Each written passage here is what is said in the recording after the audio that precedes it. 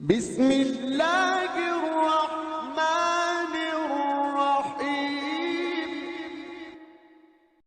الله أيها الإخوة الفضلاء، إن جمعية العلماء التي تعقد هذا الحفل التاريخي العظيم، هذه الجمعية للعلماء هي التي حررت بلاد الهند من الإنجليز.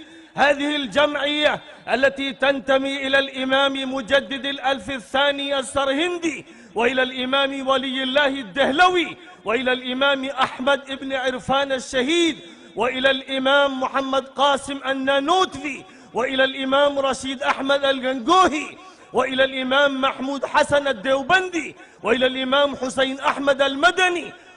والآن يؤم هذه الجمعية هذا الإمام محمد أرشد المدني الذي لقبناه بأمير الهند، هو أمير المسلمين في الهند. حضرت مولانا أرشد مدني، حضرت مولانا أرشد